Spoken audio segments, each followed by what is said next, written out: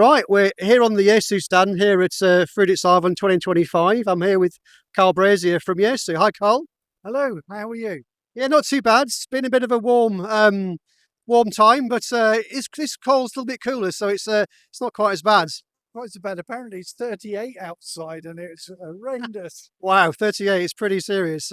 Okay, look, we've got a brand new product, which is fantastic, and you can tell us all about it. So, Karl, this is the FTX-1. There's various versions. You just take me through the whole versions, all the options, but let's start from scratch. Just tell us the basics of what this radio is and what it does. So this is the FTX-1. Comes in two variants. You've got the FTX-1 Field, which is just the front part of the radio. And then you've got the FTX-1 Optima, which allows you to run 100 watts. So it's like a clip-on amplifier on the back. That clip-on amplifier also has a built-in 3-to-1 ATU as well. Fantastic. And this does lots of different bands, I believe. Yeah, it covers from top band all the way through to 70 centimetres. And that includes, I believe, 4 meters. It does include 4 meters and 60 meters as well. Fantastic. So that's the bands. What about the modes? Modes, lots of modes. So obviously you've got your usual suspects, upper lower sideband, CW, AM, FM, but you've also got C4 FM as well. And you've also got data modes as well if you connect it to an external device. So lots and lots of things this thing can do. And yeah, it's also got a very familiar look and feel. So looking at this display, so SDR based, lots of touchscreen functionality, the spectrum display, very similar to something like the FT101. Just perhaps talk us through some of that stuff. Yeah, sure. So it's got a very similar menu structure to like the 710, the 10, the 101. So if you've been a user of one of those radios, you'll find you'll be able to use it straight away without reading the manual, which is always a good thing. But it's got a few differences as well. You've got, of course, a dual frequency display, because unlike the 10, the 710, the 101, or the 10, the 710, I should say, it's actually got dual receivers. So you have one receiver which covers HF, VHF, and UHF. And then you've got a second receiver which covers VHF and UHF. Fabulous. So you can be listening to VHF and UHF as well as HF at the same time, or you can listen to VHF and VHF. There's lots of different combinations there. You were taking me through earlier. My head's spinning a little bit, but it's very versatile in that regard. It is. And also because it has C4 FM as well, you might be monitoring your local C4 FM repeater whilst operating HF at the same time. Excellent. So you mentioned that this front comes off, so that gives us the option to take this out, hence the name, the FTX-1 Field. So this allows you to walk away with either just by the field version, which gives just the head unit, which I think gives us 6 watts if you use the battery, is that right? Or 10 watts if you use external power, is that right? That is correct. So it comes with a high capacity lithium-ion battery. It runs at a higher voltage at sort of 10.6 volts, and it's a 6.4 amp hour battery. So you'll get a good 9 hours on HF or 8 hours on VHF operating time. So it's a real portable radio. If you're going out doing SOTA, POTA, all those sorts of outdoor activities, it's ideal. It does all the bands, built-in battery if you want to use that. If you want to take a separate battery, you'll get maybe perhaps a bit more life, but 8 hours sounds 8 and an hour sounds pretty good to me anyway. But I think you were saying that doesn't include, if you just use the field version, there's no ATU that's part of that. You'd have to maybe use an optional ATU. The key things about the FTX-1 is that it's modular. So there's a whole range of accessories that can clip on the back to give you extra facilities.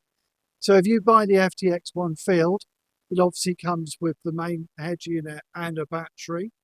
If you buy the Optima, it obviously comes with a head unit, the battery, and the 100-watt amplifier on HF, 50 watts on VUHF. You've then got a range of extra options.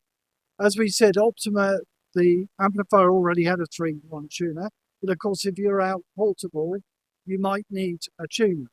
You obviously could use a resonant antenna, that's fine, but you can also get a clip-on 3-to-1 tuner, the FC80, which then allows you to obviously tune like a delta loop or a dipole or whatever.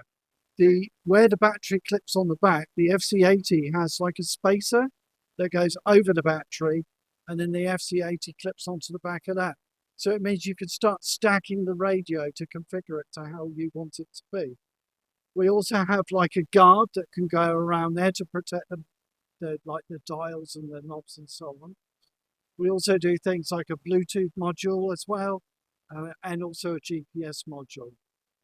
And we also have a 10-watt 10-to-1 tuner, which is coming soon. So a very configurable system.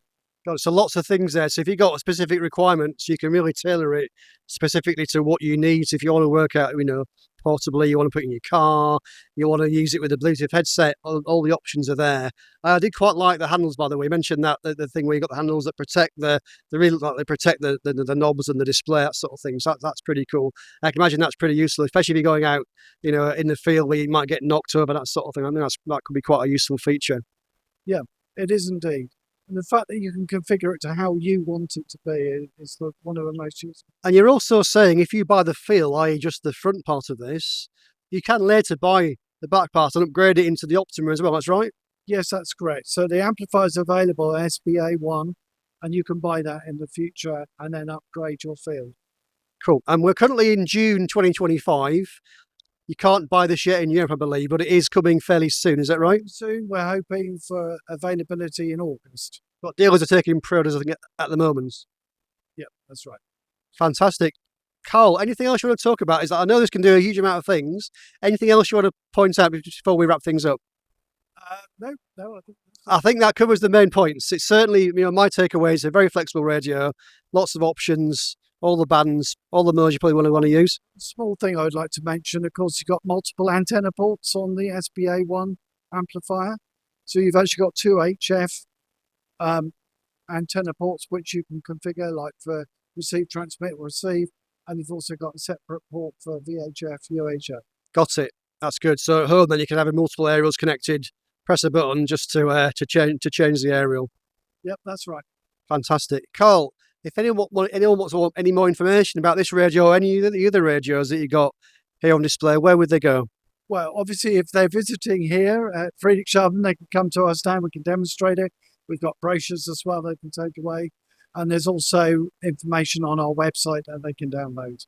Fantastic. Karl, thank you very much and best of luck for the show. Thank you.